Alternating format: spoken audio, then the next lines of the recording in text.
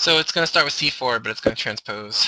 So knight f6, knight c3, e6, knight f3, d5,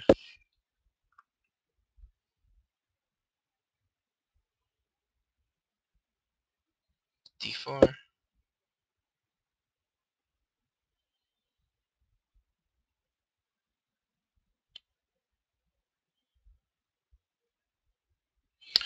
okay, so black played c6. Well, if you take on d5 right away, black has no problems here, right? Because his bishop is free now.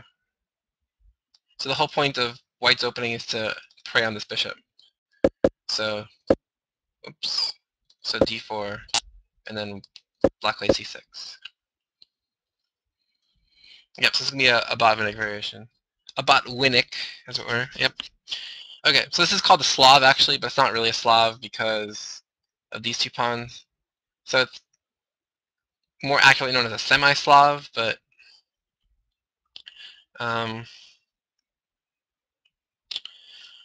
okay, so here e3 leads to the Moran variation after knight bd7. So we'll go over that later at some point. White can also play here for the exchange variation. So cd, and then you take this back with the e-pawn, because you want to get your bishop out. So, or white could even play queen b3 here. But that's not what happened in this game.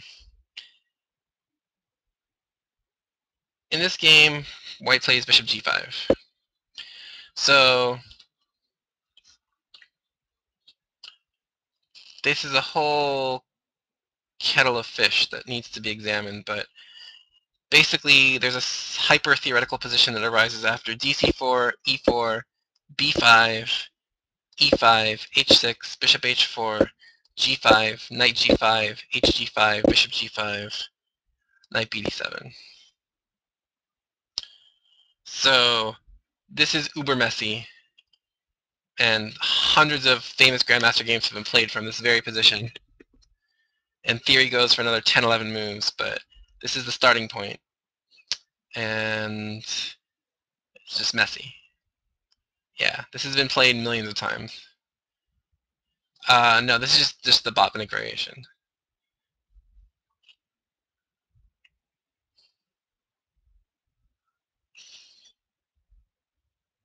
So yeah, Kasparov advanced the theory of this variation in 2 games between Timoshenko and Dorfman in the 1981 Russian Championship. Those are both very famous games. They played like the first 22 moves exactly the same, and then one guy tried to improve on a novelty from the previous game, and Kasparov beat them both. So it kind of put this line in a kind of a corner for black, but yeah, if you guys want to check those games out. But this is not what we're going to go over. I just wanted to show you what happened. So yeah, anyway, so that's not what happened, but white has to be prepared to play this. So after bishop g5, those moves are basically all forced. So if white wants to play this move, he has to be ready to play that variation. So, but this didn't happen. But I just wanted to show you what the theory was like. So black just played h6. So black also probably wants to avoid this with the crazy complications.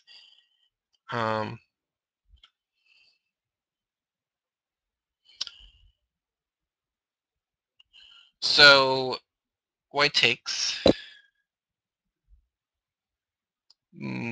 Black takes with the queen. So now white's trump is that this queen is kind of awkward on f6.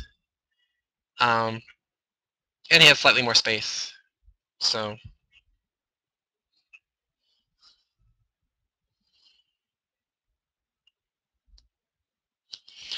what's going on here in this position?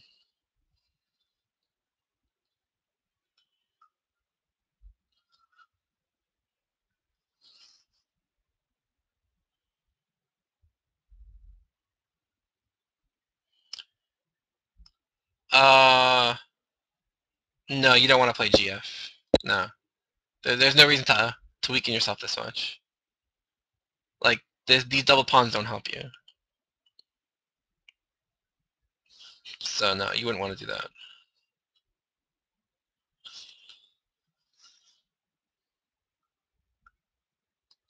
So queen f6.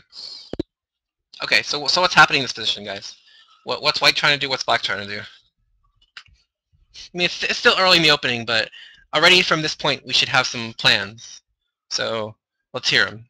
What are our plans here? Just generically. Like, well, what's black going to try to do next few moves? What's white going to try to do next few moves? No gold stars for these moves. Just, you know, what are the plans here?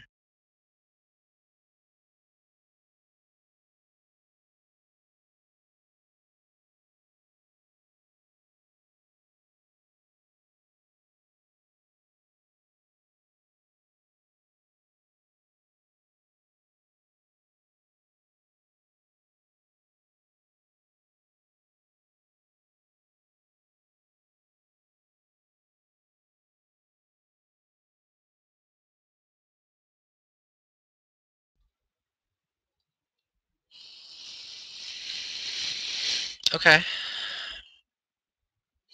Okay. So yeah, I mean, it's not really crucial to identify everything, but okay. So what black's trying to do is he's going to find a place for this guy. Maybe here, maybe here, maybe even here, and then castle. And then eventually he's going to play for either c5 or e5 and free up his center and free up this guy eventually. And then he's going to try to achieve play for his bishops, because right now black has the two bishops, right? So usually when you have two bishops, you want to try to open it up. But white has a development advantage right now, right? Because white has two pieces developed, black only has his queen developed. So you need to get safe first. But once you get your bishop out in castle, then you're going to eventually try to either play c5 or e5. Okay, so what's white trying to do? White's going to try to eventually play e4.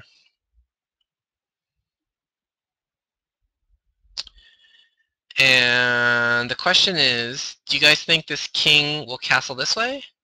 Castle this way? Or do you think both are good?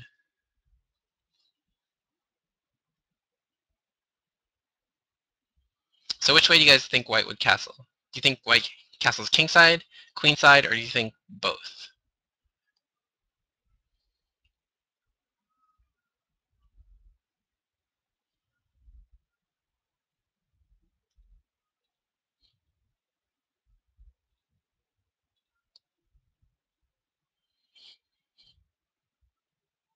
None. Not a trick question. East side? West side? Uh,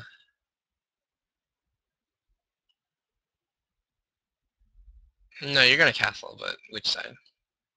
So yeah, if you're more safe, you can castle kingside. If you're more adventurous, you can castle queenside. Both are actually okay, depending on what happens. But okay, so white has a large choice of moves here. So possible moves are the main theory is e3 here, followed by bishop d3 and castle kingside. Other good moves here are queen b3, g3, even a3 to stop bishop b4. So really white can do anything here. But white goes for a quite ambitious plan of queen c2. So the idea is to get a very quick e4 in and recapture with the queen. So he wants to play queen c2 and take back with the queen. Okay, let's quickly look. So why is e4 bad immediately? Do you guys know that as a quick aside?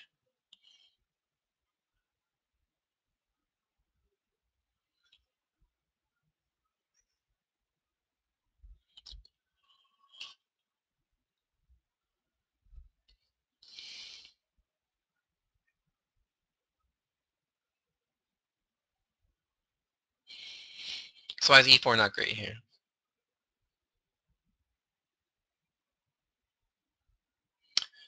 So the problem with e4 is take, bishop b4 check, and now it's awkward to defend this check. If this knight moves back, you have queen takes d4. If this king moves, that looks really weird. And then if this knight moves back, then I've just gained a free tempo, and now I can castle and then play rook d8 and get some pressure on the d file. So that's why queen c2.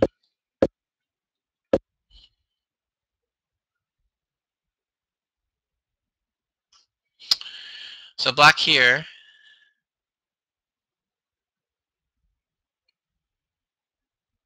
plays what?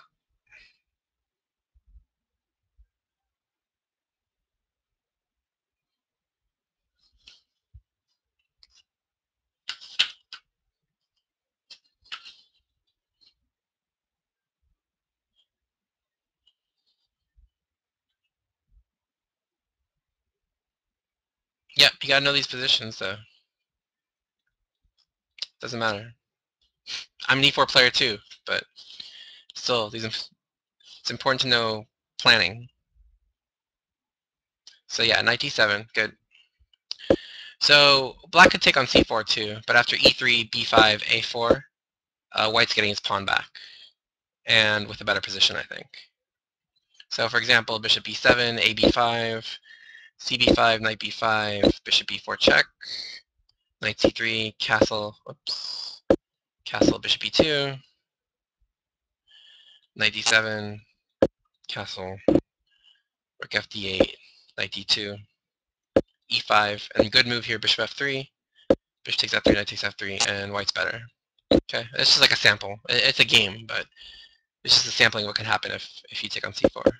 So black didn't play knight d7, like Railbird said. Okay, knight d7. Eyeing these two squares. Remember, I was telling you c5 or e5 are the good breaks. So white continues his plan. e4, take, queen takes. Okay, so now what's black going to do here?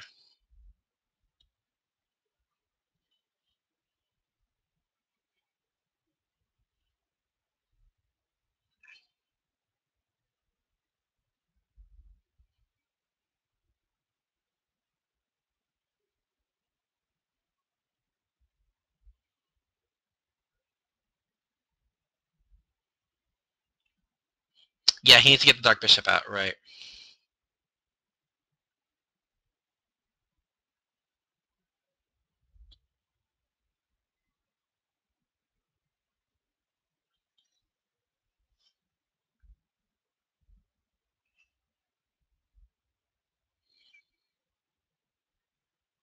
Yep. So there's two ideas. You can actually either play queen d8 to make room for knight f6, or you can play bishop d6. But bishop d6 is a little awkward because it could run into an eventual knight e4, and you're going to lose time moving this queen or something. So black actually in this position played bishop b4, although the previous moves had been bishop d6 and queen d8. So this is interesting, but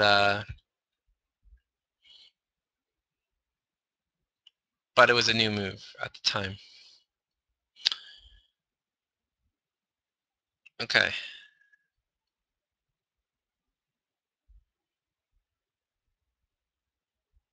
So white before had played rook c1, but it's not really clear this rook belongs on c1. It might actually prefer to be on d1. So white here actually played bishop d3, yeah.